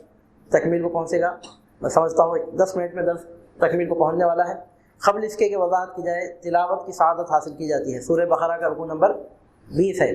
اعوذ باللہ من الشیطان الرجیم، بسم اللہ الرحمن الرحیم، ان فی خلق السماوات والارض واختلاف اللیل والنہار والفلک التی تجری فی البحر بما ينفع الناس وما انزل اللہ من السماء من ماء فأحیا به الارض بعد موتها وبث فیہا من کل دابہ وتصریف الرياح والسحاب المسخر بين السماء والأرض لآيات لقوم يعقلون ومن الناس من يتخذ من دون الله أندادا يحبونهم كحب الله والذين آمنوا أشد حبا لله ولو يرى الذين ظلموا إذ يرون العذاب أن القوة لله جميعا وأن الله شديد العذاب إذ تبرأ الذين اتبعوا من الذين اتبعوا ورأوا العذاب وتقطعت بهم الأسباب وقال الذين اتبعوا لو أن لنا كرة فنتبرأ منهم كما تبرأوا منا كذلك يريهم الله أعمالهم حسرات عليهم وما هم بخارجين من النار۔ صدق اللہ العلی العظیم۔ ترجمہ سماعت کرنے ارشاد ہوتا ہے کہ بے شک آسمانوں اور زمین کے پیدا کرنے میں اور رات اور دن کی گردش میں اور جہازوں میں جو چلتے ہیں، سمندروں میں وہ چیزیں اٹھائے جو نفع پہنچاتے ہیں لوگوں کو، اور جو اتارا اللہ نے بادلوں سے پانی، پھر زندہ کیا اس کے ساتھ زمین کو اس کے مردہ ہونے کے بعد، اور پھیلا دی اس میں ہر قسم کے جانور، اور ہواؤں کے بدلتے رہنے میں، اور بادل میں جو حکم کا پابند ہو کر آسمان اور زمین کے درمیان رہتا ہے، ان میں نشانیاں ہیں ان لوگوں کے لیے جو عقل رکھتے ہیں۔ اور کچھ لوگ وہ ہیں جو بناتے ہیں اوروں کو اللہ کا مد مقابل، محبت کرتے ہیں ان سے جیسے اللہ سے محبت کرنا چاہیے، اور جو ایمان لاتے ہیں وہ سب سے زیادہ محبت کرتے ہیں اللہ سے۔ اور کاش جان لیتے جنہوں نے ظلم کیا جب دیکھ لیں گے عذاب کے ساری قوتوں کا مالک اللہ ہے اور بے شک اللہ تعالیٰ سخت عذاب دینے والا ہے۔ جب بیدار ہو جائیں گے وہ جن کی تابع داری کی گئی ان سے جو تابع داری کرتے رہے، جب بیدار ہو جائیں گے وہ جن کی تابع داری کی گئی ان سے جو تابع داری کرتے رہے، اور دیکھ لیں گے عذاب کو اور ٹوٹ جائیں گے ان کے تعلقات، اور کہیں گے تابع داری کرنے والے کاش ہمیں لوٹ کر جانا ہوتا تو ہم بھی بیدار ہو جاتے ان سے جیسے وہ آج بیدار ہو گئے ہیں ہم سے۔ یوں ہی دکھائے گا اللہ تعالیٰ انہیں ان کے اعمال کے باعث پشیمانی ہوں گے ان کے لیے، اور وہ کسی صورت میں نکل نہ پائیں گے آگ سے۔ صدق اللہ العلی العظیم۔ اس رکوع کے مضامین بالکل واضح ہیں، زیادہ وضاحت طلب نہیں ہے، بالکل واضح مضامین ہیں جیسا بھی آپ نے سماعت کیا۔ رکوع نمبر 19 کے آخر میں جو آیت ہے اس میں اللہ تعالیٰ نے اپنی توحید کا اعلان فرمایا ہے، تو یہ رکوع نمبر 20 کیا ہے؟ اس دعوے کا ثبوت ہے، وہ خدا ایک ہی خدا ہے، اس کے دلائل ہیں رکوع نمبر 20 میں۔ اور قرآن مجید اللہ تعالیٰ کی توحید پر جو دلائل دیتا ہے وہ ایسے نہیں ہیں کہ جن کو بہت پڑھا لکھا آدمی ہی سمجھ سکے، ایک بہت بڑا فلسفی، بہت بڑا سائنٹسٹ، ایک بہت بڑا منطقی سمجھ سکے، ایسا کچھ بھی نہیں ہے۔ قرآن مجید میں اللہ تعالیٰ نے اپنی قدرت کی جو نشانیاں بیان کی ہیں وہ اس طرح پر بیان ہوئے ہیں کہ ایک عالم اپنے عالمانہ شان کے اعتبار سے اس کو سمجھ سکتا ہے، تو ایک کم معلومات رکھنے والا اپنی حیثیت سے ان حقائق کو سمجھ سکتا ہے، اور جو بالکل پڑھا لکھا نہیں ہے، جس کو قلم پکڑ کر لکھنا بھی نہیں آتا، وہ سر اٹھا کر آسمان کو دیکھ کر، سر جھکا کر زمین کو دیکھ کر اللہ تعالیٰ کی توحید کا اقرار کر سکتا ہے۔ ایک بہت بڑی کتاب پڑھنے کی، بہت بڑا کورس کرنے کی ضرورت نہیں ہے، سر اٹھائے تو آسمان کو دیکھتا ہے وہ بھی خدا کی نشانی ہے، سر جھکائے تو زمین کو دیکھتا ہے وہ بھی خدا کی نشانی ہے۔ چنانچہ توحید کی دلیل یہاں پر دی جا رہی ہے، ارشاد ہوتا ہے اللہ تعالیٰ کی نشانیاں کس میں ہیں؟ تو بے شک آسمانوں اور زمین کے پیدا کرنے میں اللہ تعالیٰ کی نشانیاں ہیں۔ اگر آپ اللہ تعالیٰ کی نشانیاں دیکھنا چاہتے ہیں تو آپ کو سفر کر کے کہیں جانے کی ضرورت نہیں ہے، کہیں دور مقام پر جا کر وقت گزارنے کی ضرورت نہیں، جہاں بھی ہیں، جس مقام پر بھی ہیں، سر اٹھا کر آسمان کو دیکھ لو، سر جھکا کر زمین کو دیکھ لو، اسی میں اللہ تعالیٰ کی قدرت کی نشانیاں ہیں۔ سر اٹھا کر آسمان کو دیکھو کہ کس نے پیدا کیا، سر جھکا کر زمین کو دیکھو کہ اس کو کس نے پیدا کیا۔ زمین و آسمان کے زمین اور آسمانوں کے پیدا کرنے میں اللہ کی نشانی ہے، اور رات اور دن کے بدلنے میں اللہ تعالیٰ کی نشانی ہے کہ کیسا رات جاتا ہے اور دن جاتا ہے، اور رات آتی ہے، رات جاتی ہے اور دن آتا ہے۔ رات کے بعد صبح، شام کے بعد رات، روزانہ انسان یہ اپنی آنکھوں سے دیکھتا رہتا ہے، اس میں بھی اللہ تعالیٰ کی نشانی ہے۔ کون ہے جو رات کے بعد دن کو لا رہا ہے، دن کے بعد رات کو لا رہا ہے؟ کون ہے جس کے حکم سے سورج نکل رہا ہے، ڈوب رہا ہے؟ اور جہازوں میں اللہ تعالیٰ کی نشانیاں ہیں جو چلتے ہیں سمندروں میں وہ چیزیں لے کر جو لوگوں کو نفع پہنچاتے ہیں۔ جہاز قدیم زمانے سے تجارت کا سب سے بڑا ذریعہ مانا جاتا ہے، اور آج موجودہ زمانے میں بھی تجارت کے سلسلے میں، ٹرانسپورٹیشن کے سلسلے میں،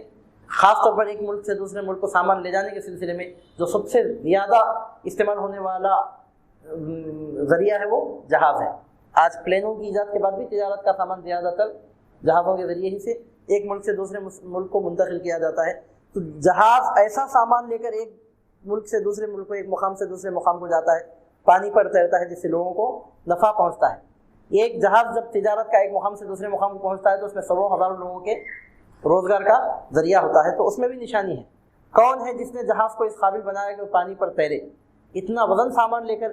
پانی پر تیرتے ہوئے سلامتی کے ساتھ گزر جاتا ہے، تو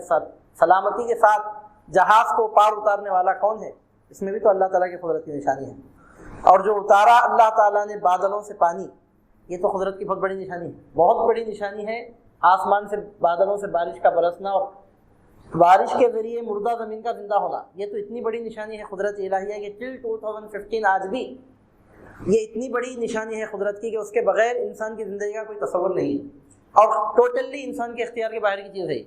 آپ کسانوں سے پوچھئے کہ بارش کے موسم میں وہ کیسے پر امید ہوتے ہیں، اور بارشیں برستی ہیں تو کس طرح کھیتوں میں غلے تیار ہوتے ہیں، اور بارش اگر نہیں برستی ہے تو کیا برا حال ہوتا ہے کھیتوں کا۔ بارش کے تعلق سے آپ اتنا سمجھ لیجئے کہ اگر پوری دنیا میں اگر ایک ہی سال بارش اگر نہیں ہوئی تو انسانوں کی موت کے لیے کافی ہے۔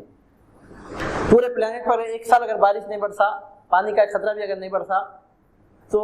پھر کوئی جاندار زمین پر زندہ نہیں رہ سکتا۔ اور بارش کے برسانے کے سلسلے میں انسان کا آج بھی کوئی عمل دخل نہیں ہے، یہ ٹوٹلی اللہ تعالیٰ کے قبضہ قدرت میں اور اللہ تعالیٰ کے ذمہ کرم پر ہے۔ کسی انسان کا، کسی حکومت کا، کسی گورنمنٹ کا اس میں کوئی عمل دخل آج بھی نہیں۔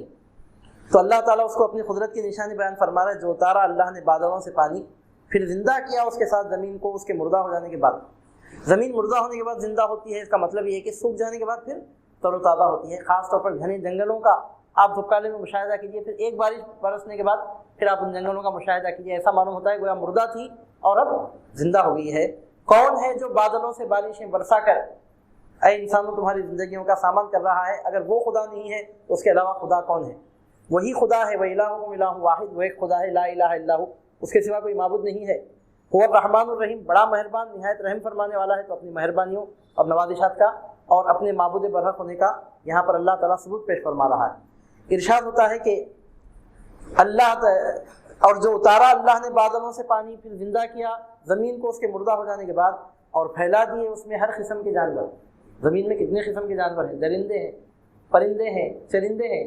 وائلڈ اینیملس ہیں، مائلڈ اینیملس ہیں، برڈس ہیں، حشرات الارض ہیں، کتنے قسم کے کتنے جاندار زمین پر رہتے بستے ہیں۔ اس میں بھی اللہ تعالیٰ کی قدرت کی نشانیاں ہیں، اور ہواؤں کے بدلتے رہنے میں اللہ تعالیٰ کی قدرت کی نشانیاں ہیں، اور بادل میں اللہ کی نشانی ہے جو حکم کا پابند ہو کر آسمان اور زمین کے درمیان لٹکتا رہتا ہے۔ بادل اللہ کے حکم سے جہاں اللہ تعالیٰ اس کو رکھنا چاہتا ہے وہاں رہتا ہے، پھر جہاں جا کر برسنے کا حکم ہوتا ہے تو جا کر برس جاتا ہے۔ ان سب چیزوں میں نشانیاں ہیں ان لوگوں کے لیے جو عقل رکھتے ہیں۔ تو رکوع نمبر 19 کے آخر میں دعویٰ کیا گیا کہ تمہارا خدا ایک خدا ہے، اس کے سوا کوئی معبود نہیں۔ یہاں اس کی دلیل پیش کی جا رہی ہے، وہ دلیل ایسی دلیل ہے کہ ایک سائنٹسٹ اپنے علم کے مطابق، ایک منطقی اور فلسفی اپنے معلومات کے مطابق، ایک عام آدمی اپنے معلومات کے مطابق ان حقائق کو سمجھ سکتا ہے۔ تو ارشاد ہوتا ہے کہ آسمان و زمین کے پیدا ہونے میں، رات اور دن کے بدلنے میں، جہازوں کے چلنے میں، بارشوں کے برسنے میں، اور ہواؤں کے چلنے میں، اور بادلوں کے آسمان اور زمین کے درمیان لٹکتے رہنے میں، ان تمام چیزوں میں اللہ تعالیٰ کی قدرت کی نشانیاں۔ انسان تو غور کر، زمین کو کس نے پیدا کیا، آسمان کو کس نے پیدا کیا، تو غور کر کے رات کو دن، دن کو رات کون بنا رہا ہے، تو غور کر کے جہاز کس کی حکم سے چل رہا ہے، تو غور کر کے بارشیں کون برسا رہا ہے، تو غور کر کے ہواؤں کو کون چلا رہا، ہوائیں کس کے حکم سے بدلتی جا رہی ہیں، تو غور کر کہ کس کے حکم پر بادل آسمان زمین کے درمیان لٹک رہا ہے۔ تو غور کرے گا تو مانے گا زمین کو پیدا کرنے والا بھی اللہ، آسمان کو پیدا کرنے والا بھی اللہ، رات کو دن بنانے والا اللہ، دن کو رات بنانے والا اللہ، جہاز پانی پر چلانے والا اللہ، بارشیں برسانے والا اللہ، ہواؤں کے رخ بدلنے والا اللہ،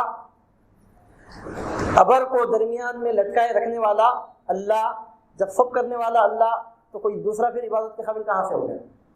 جب ہر کام کرنے، جب ہر چیز اللہ تعالیٰ کی قدرت میں ہے تو پھر یہ دوسرا معبود کہاں سے آ گیا؟ زمین اس کی، آسمان اس کا، ہوا اس کی، بادل اس کا، زمین اس کی، آسمان اس کا، سب اس کا، تو پھر عبادت دوسروں کی کیسے ہو سکتی ہے؟ جب سب کچھ پیدا کرنے والا وہی، سب کا خالق مالک وہی ہے، تو پھر عبادت کے قابل بھی صرف وہی ہے، اس کے سوا کوئی عبادت کے قابل نہیں۔ ہر انسان اپنی معمولی عقل کی بنیاد پر یہ بات سمجھ سکتا ہے۔ ہاں کچھ بے وقوف ایسے ہیں، چند بے وقوف ایسے ہیں، ابھی مضمون ختم ہو رہا ہے، کچھ بے وقوف، چند نادان احمق ایسے ہیں، کم عقل ایسے ہیں کہ جن کو اتنی بات بھی سمجھ میں نہیں آتی، اور وہ ایسے پروردگار کو چھوڑ کر معبودان باطلہ کی عبادت میں، ان کی پرستش میں مبتلا ہو کر کفر اختیار کیے ہوئے ہیں، وہ بے وقوف ہیں۔ ایسے بے وقوف لوگوں کا یہاں پر ذکر ہو رہا ہے کہ کچھ لوگ وہ ہیں جو بناتے ہیں اوروں کو اللہ کا مد مقابل، اللہ کے برابر سمجھتے ہیں۔ کوئی اللہ کے برابر کیسے ہو سکتا ہے جب کسی نے آسمان و زمین کو پیدا نہیں کیا، جب کوئی دن رات کو نہیں بدل رہا ہے، جب بارشوں کو برسانے پر کوئی قادر نہیں ہے، جب ہوائیں اللہ کے حکم سے، بادل اللہ کے حکم سے چلتے ہیں، مسخر ہوتے ہیں، تو پھر یہ دوسروں کی عبادت کرنے کا کانسیپٹ رکھنے والا یہ کتنا بڑا بیوقوف ہے۔ کچھ لوگ وہ ہیں جو بناتے ہیں اوروں کو اللہ کا مد مقابل، محبت کرتے ہیں ان سے جیسے اللہ تعالیٰ سے محبت کرنا چاہیے، یعنی خدا سمجھ کر ان سے محبت کرتے ہیں، محبت کرتے ہیں ان سے جیسے اللہ تعالیٰ سے محبت کرنا چاہیے، خدا سمجھ کر ان سے محبت کرتے ہیں۔ اور جو ایمان لائے ہیں وہ سب سے زیادہ محبت کرتے ہیں اللہ تعالیٰ سے۔ یہ الفاظ البتہ غور طلب ہیں، یہ نہیں فرمایا کہ وہ اللہ تعالیٰ ہی سے محبت کرتے ہیں۔ دیکھیے کیا ارشاد ہو رہا، والذین آمنوا اشد حبا للہ، جو لوگ ایمان لائے ہیں وہ اللہ تعالیٰ سے زیادہ محبت کرتے ہیں۔ صرف اللہ ہی سے محبت کرتے ہیں نہیں، محبت تو اپنی بیوی سے کرتے ہیں، اپنے بچوں سے کرتے ہیں، اپنے والدین سے کرتے ہیں، محبت دوسری چیزوں سے بھی کرتے ہیں، لیکن زیادہ محبت اللہ سے کرتے ہیں۔ جب دو محبتوں کا ٹکراؤ ہو جائے تو پھر دوسری محبتوں پر سے پشت ڈال کر اللہ تعالیٰ کی محبت کو ترجیح دیتے ہیں۔ یہ نہیں فرمایا کہ وہ اللہ سے، صرف اللہ سے محبت کرتے ہیں، بلکہ یہ فرمایا وہ کسی سے محبت نہیں کرتے، نہیں فرمایا وہ اللہ تعالیٰ کے ساتھ سب سے زیادہ محبت کرتے ہیں، یعنی عزیز و اقارب، فرزند و زند، مال و جہاں سے ان کو محبت ہے، لیکن اللہ تعالیٰ سے جو ان کو محبت ہے وہ محبت سب محبتوں سے بڑھ کر ہے۔ اور اس کا پتہ اس وقت چلتا ہے کہ جب یہ محبتیں کچھ کہتی ہیں، اللہ کی محبت کچھ کہتی ہے، تو اس وقت اگر وہ اللہ تعالیٰ کے حکم کے سامنے گردن خم کر دی تو سچا ہے ورنہ جھوٹا ہے۔ یہاں پہنچ کر صوفیہ فرماتے ہیں جو چیز اللہ تعالیٰ سے غافل کر دے وہ چیز ند ہے۔ وَمِنَ النَّاسِ مَن يَتَّخِذُ مِن دُونِ اللَّهِ اندادا، بد مقابل، اندادا پلورل فارم میں اس کا سنگولر آتا ہے ند اندادا، مد مقابل بازو برابری والا۔ صوفیہ فرماتے ہیں کہ ند سے مراد کیا ہے؟ جو چیز انسان کو خدا سے غافل کرے وہ ند ہے، صرف بت ہی مراد نہیں ہے۔ صوفیہ فرماتے ہیں چاہے وہ بت ہو، چاہے گمراہ کرنے والے صاحب اثر و رسوخ لوگ ہوں، چاہے مال و دولت ہو، چاہے بیوی بیٹا ہو، چاہے علم و فن ہو، جو چیز بھی اللہ تعالیٰ سے دور کرنے والی ہے وہی ند ہے۔ صوفیہ فرماتے ہیں کہ ان میں سے کوئی بھی چیز اگر اللہ تعالیٰ سے دور کرنے کا سبب بن جائے تو وہ چیز اس قابل ہے کہ اس کو پاش کر دیا جائے۔ صرف بتوں کو توڑ دینا کافی نہیں ہے، اگر ان چیزوں میں سے کوئی چیز اللہ اور بندے کے درمیان حجاب بن رہی ہے تو وہ چیز پھر ترک کر دینے کے قابل ہے۔ حضور نبی کریم صلی اللہ علیہ وسلم سے ہمیں جو عشق ہے اور اولیاء کرام سے ہمیں جو محبت ہے وہ اسی لیے تو ہے کہ وہ اللہ کے محبوب ہیں۔ ہم پیرانی پیر عبد القادر جیلانی سے اس لیے محبت کرتے ہیں، اس لیے محبت نہیں کرتے کہ ابو صالح موسیٰ کے بیٹے ہیں، ام الخیر فاطمہ کے بیٹے ہیں، ہم ان سے محبت اس لیے کرتے ہیں کہ وہ اللہ کے محبوب ہیں۔ تو یہ محبت در حقیقت اللہ تعالیٰ کی محبت ہے۔ جو اپنے دل میں اللہ کے محبوب رسول کے لیے محبت محسوس نہیں کرتا وہ سمجھ لے کہ اسے اللہ تعالیٰ سے بھی محبت نہیں ہے، کیونکہ آدمی جب کسی سے محبت کرتا ہے تو اپنے محبوب کے محبوب کو بھی محبوب رکھتا ہے۔ جب ہم اللہ سے محبت کرنے والے ہیں تو جن سے اللہ محبت کرتا ہے ان سے بھی محبت کرنا ضروری ہے۔ تو ارشاد ہوتا ہے جو ایمان لائے ہیں وہ سب سے زیادہ محبت کرتے ہیں اللہ سے۔ کاش اب جان لیتے جنہوں نے ظلم کیا۔ اب کافروں کو ایمان لانے کی دعوت دیتے ہوئے یہ مضامین ختم ہو رہے ہیں۔ اللہ تعالیٰ ارشاد فرماتا ہے کاش جان لیتے جنہوں نے ظلم کیا، جب دیکھ لیں گے عذاب دیکھ کر ماننے کے بجائے اگر وہ دنیا ہی میں مان لیتے تو کتنا اچھا ہوتا۔ کاش جان لیتے جنہوں نے ظلم کیا، جب دیکھ لیں گے عذاب کے ساری قوتوں کا مالک اللہ ہے اور بے شک اللہ سخت عذاب دینے والا ہے۔ اور جو لوگ دنیا میں معبودان باطلہ کی پرستش کرتے تھے آخرت میں ان کے جھوٹے معبود ان سے بیزار ہو جائیں گے۔ معبودان باطلہ کی پوجا کرنے والوں سے خود ان کے معبود ان سے بیزار ہو جائیں گے، آخرت میں کہیں گے کہ تم نے ہماری پوجا کیوں کی دنیا میں، جاؤ ہم تم سے بیزار ہیں۔ تو اس کے بارے میں اللہ تعالیٰ فرماتا ہے جب بیزار مطلب معبودان باطلہ سے مراد یہاں پر کچھ شیاطین ہیں جن کی پوجا پاٹ ہوتی ہے، لوگ جن کی عبادت کرتے ہیں چند شیاطین کی، تو وہ شیاطین قیامت کے دن اپنے بندوں سے اپنی عبادت کرنے والوں سے کہیں گے تم نے ہماری عبادت کیوں کی، ہم بھی تم سے بیزار ہیں۔ ادھر اللہ تعالیٰ کی پھٹکار، ادھر یہ بیزار، نہ خدا ہی ملا نہ وصال صنم، نہ ادھر کے رہے نہ ادھر کے رہے۔ تو اللہ تعالیٰ فرماتا ہے کہ جب بیزار ہو جائیں گے وہ جن کی تابعداری کی گئی یعنی معبودان باطل، ان سے بیزار ہو جائیں گے جو تابعداری کرتے رہے، اپنی عبادت کرنے والوں سے بیزار ہو جائیں گے اور دیکھ لیں گے عذاب کو اور ٹوٹ جائیں گے ان کے تعلقات۔ اب کہیں گے تابعداری کرنے والے، معبودان باطل کی پوجا کرنے والے، اللہ کے سوا دوسروں کی پرستش عبادت کرنے والے قیامت کے دن کہیں گے کاش کہ ہمیں لوٹ کر جانا ہوتا دنیا میں، مگر کہاں ہے، ایسا تو نہیں۔ کہیں گے کاش کہ ہمیں لوٹ کر جانا ہوتا، اگر ہمیں لوٹ کر جانا ہوتا تو ہم اب جانے کے بعد دنیا میں تم سے ایسا بیزار ہو جائیں گے جیسے تم آج ہم سے بیزار ہو رہے ہو۔ لیکن یہ حسرت ہی رہ جائے گی اور یہ خواب کبھی پورا نہیں ہوگا۔ اللہ تعالیٰ فرماتا ہے یوں ہی دکھائے گا اللہ تعالیٰ انہیں ان کے برے اعمال کہ شرمندگی کا باعث ہوں گے ان کے لیے، اور کسی صورت میں وہ عذاب سے، آگ کے عذاب سے نکل نہ پائیں گے جو دنیا میں کفر کرتے ہیں۔ تو اب اس سے پہلے تو اہل کتاب کو حضور نبی کریم صلی اللہ علیہ وسلم پر، سرکار کی رسالت پر ایمان لانے کی دعوت دی گئی تھی۔ اب یہاں بت پرستوں کو، مشرکوں کو اللہ تعالیٰ کی توحید پر ایمان لانے کی دعوت دی جا رہی ہے اور بتایا جا رہا ہے کہ جو اللہ پر ایمان لاتے ہیں وہ در حقیقت عقل مند ہیں، اور جو اللہ تعالیٰ کے سوا دوسرے معبودان باطلہ کی پرستش میں مبتلا ہیں وہ بیوقوف ہیں۔ اور ان کا برا انجام یہ بیان ہو رہا ہے کہ قیامت کے دن ان کو عذاب ہونے کے ساتھ حسرت بھی ہوں گی، عذاب تو ہوگا ساتھ میں حسرت بھی ہوں گی، یعنی مطلب ہے کہ تکلیف تو ہوں گی، تکلیف کے ساتھ پھر افسوس بھی ہوگا کہ ہم نے ان کی پرستش دنیا میں کیوں کی۔ جھوٹے معبود خود بیزار ہو کر کہیں گے جاؤ ہم تم سے بیزار ہیں، تم نے ہماری عبادت کیوں کی، تو ان کو افسوس ہوگا اور وہ کہیں گے اے کاش اب ہم کو اگر دنیا میں جانا ہوا تو ہم پلٹ کر ان کو نہیں پوچھیں گے، آج یہ ہم سے جیسی بیزاری ظاہر کر رہے ہیں ہم ان سے بیزاری ظاہر کریں گے، لیکن ایسا نہیں ہوگا، وقت مرنے سے پہلے تک ہے۔ تو اللہ تعالیٰ ان آیتوں کے ذریعے، ان حقائق کے بیان کے ذریعے مشرکوں کو، جو لوگ اللہ کے سوا دوسروں کی عبادت کرتے ہیں ان کو ایمان لانے کی دعوت دے رہا ہے۔ یہ دعوت کس کے لیے ہے؟ جو مشرک حضور نبی کریم صلی اللہ علیہ وسلم کے زمانے میں عرب میں تھے،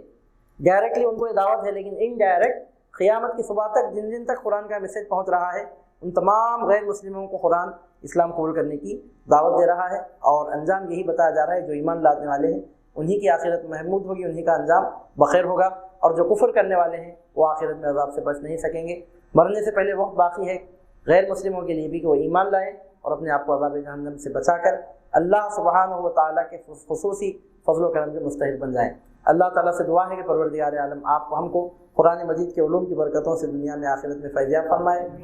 ایمان کی برکتیں دنیا میں آخرت میں نصیب فرمائے۔ صلی اللہ تعالیٰ وبارک وسلم علی خیر خلقہ ونور عرشہ نبینا وحبیبنا وشفیعنا وسیدنا مولانا محمد وعلی آلہ وصحابہ اجمعین، وآخر دعوانا الحمد للہ رب العالمین۔